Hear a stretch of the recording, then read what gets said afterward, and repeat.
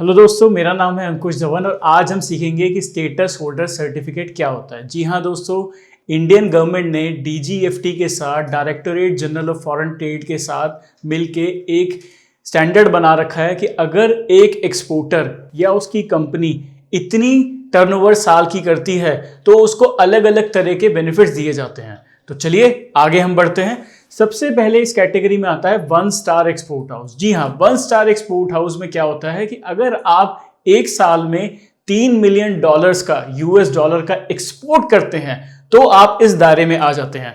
Total इसमें 5 दायरे होते हैं। जैसे हमने 1 स्टार की तो बात कर ली, अब हम अगले पड़ाव पे चलते हैं जिसको हम कहते हैं 2 star export house. 2 star export house में आपको 25 मिलियन यूएस डॉलर का एक्सपोर्ट करना पड़ेगा हर साल। थर्ड, आपको 3 स्टार एक्सपोर्ट हाउस के लिए $100 मिलियन का एक्सपोर्ट करना पड़ेगा।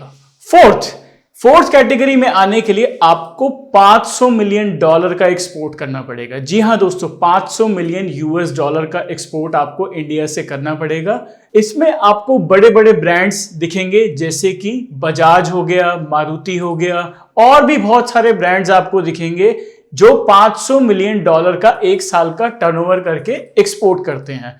अब सबसे आखिरी कैटेगरी में आता है 5 स्टार एक्सपोर्ट हाउस। जी हां, 5 स्टार एक्सपोर्ट हाउस में $2000 मिलियन, यानी आपको मैं कहूं तकरीबन अगर हम इसको INR में कन्वर्ट करें तो 10 से 15 हजार करोड़ साल का टर्नओवर आपको करना पड़ेगा। जी हां, अगर आप 5 स्टार एक्सपोर्ट हाउस की कैटेगरी में आना चाहते हो। अब इसमें सबसे बड़ी बात यह है कि बड़े बड़े नाम जो हम बचपन से सुनते आ रहे हैं, अंबानी, टाटा, बिरला, रिलायंस, ऐसे जो बड़े बड़े जो नाम हैं वही एक्सपोर्ट हाउस इसमें आते हैं। और भी आते हैं लेकिन इनका नाम सबसे टॉप लेवल पे आता है क्योंकि इनका साल का एक्सपोर्ट का टर्नओवर बहुत ही ज्यादा है, $2000 मिलियन से भी कहीं ज्यादा है।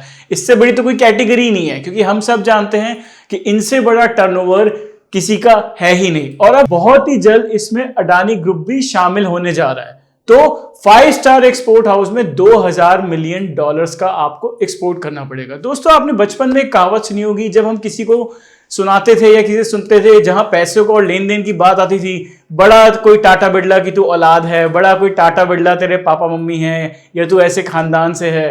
तो इसीलिए ये ऐसा बोला जाता था क्योंकि इनका टर्नओवर जो हम सोच भी नहीं सकते, क्योंकि इससे बड़ा तो टर्नओवर का कोई लिमिट सरकार ने बनाया ही नहीं है, क्योंकि उनको ही पता है कि इससे भी बड़ा हम टर्नओवर लिमिट कैसे बनाए, क्योंकि इसमें सिर्फ लिमिटेड कंपनीज ही परफॉर्म कर पाती हैं, टारगेट को अचीव कर पाती हैं। अब हमने ये तो समझ लिया कि एक्सपोर्ट हाउस बनने के लिए हमारे पास कितना टर्नओवर होना चाहिए, हमें कितना टर्नओवर करना चाहिए। अब इनकी एलिजिबिलिटी क्या है दोस्तों? सबसे बड़ी एलिजिबिलिटी ये है कि चाहे आप 1 स्टार की तरफ हो, चाहे आप 2 स्टार की तरफ हो या 5 स्टार तक की तरफ हो, मिनिमम आपको 3 साल तक यानी 3 फाइनेंशियल ईयर तक आपकी कंपनी को एक्सपोर्ट दिखाना बहुत जरूरी है। तब जाके चौथे साल में आप डीजीएफटी से ये स्टेटस होल्डर सर्टिफिकेट ले सकते हैं। तो अगर मैं कहूं कि अगर आप 1 स्टार एक्सपोर्ट हाउस बनना चाहते हैं और 3 मिलियन यूएसडी यानी फॉरेन एक्सचेंज में अगर आप डील करना चाहते हैं तो आपको जो है 3 मिलियन यूएसडी का एक्सपोर्ट करना पड़ेगा आपकी कंपनी को, वो भी 3 साल तक। जी हां, 3 साल तक अगर आप कॉन्टिन्यूएशन में ये टर्नओवर मेंटेन करते हैं तभी आप इसके लिए एलिजिबल होंगे। अब अगर हम सपोज करते हैं कि आप इसके लिए एलिजिबल तो हो गए, अब सरकार इसमें फायदे क्या क्या देगी, क्या बेनिफिट है आपको इतना एक्सपोर्ट करने के बाद, इस सर्टिफिकेट को लेने के बाद? दोस्तों, सर्टिफिकेट जैसे ही आपको मिलता है तो उस सर्टिफिकेट के बिहाफ में सरकार आपको तरह तरह के इंसेंटिव और तरह तरह के बेनिफिट्स प्रोवाइड करती है। सबसे पहले आपको टैक्सेस और ड्यूटीज में एग्जिम्पशन मिलती है। जी हां दोस्तों, टैक्सेस और ड्यूटीज में आपको रिबेट मिलती है, एग्जिम्पशन मिलती है, आपको एडिशनल एक्सपोर्ट इंसेंटिव दिया जाता है। फॉर एग्जांपल, अगर मैं कहूं कि आपको किसी प्रोडक्ट पे 5% का इंसेंटिव मिल रहा है तो अगर उन प्रोडक्ट्स पे अगर आप एक्सपोर्ट कर रहे हो, स्टेटस होल्डर की कैटेगरी में हो, तो आपको एडिशनल एक्सपोर्ट इंसेंटिव दिया जाता है। नंबर थर्ड नंबर पे आपको बैंक गारंटी की सुविधा दी जाती है। अगर आपको कोई बड़ा लोन सरकार से चाहिए तो आपको एज ए गारंटी अगर आपके पास ये कार्ड है तो लोन इजीली मिल जाता है। अगर आप स्टेटस होल्डर का कार्ड कैरी करके लोन अप्लाई करने जाओगे तो बैंक आपको इजीली गारंटी दे देगा। चौथा, सेल्फ डिक्लेरेशन। हमने पहले की सेशन में समझा है कि इंस्पेक्शन अगर आप कराते हैं तो सेल्फ डिक्लेरेशन में आपको सरकार खुद ही कहती है कि आप अपने क्वालिटी डिपार्टमेंट डाल के खुद ही आप सेल्फ डिक्लेयर करके एक्सपोर्ट कर सकते हो।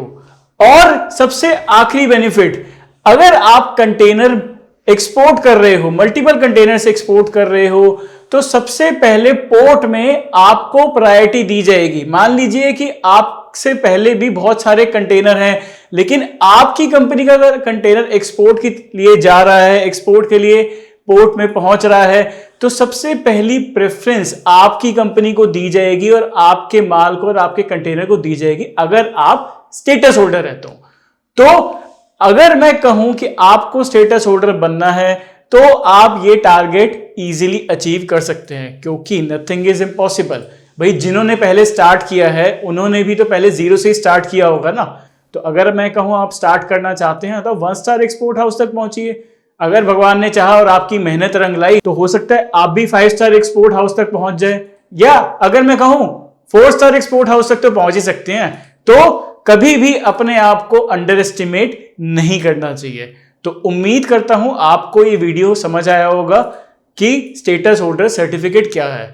अगर आपको कोई क्वेश्चन है, कोई डाउट हो तो कमेंट बॉक्स में आप कमेंट कर दीजिएगा। तो दोस्तों मिलता हूं अगले वीडियो में, तब तक के लिए जय हिंद और अपना ख्याल जरूर रखिएगा।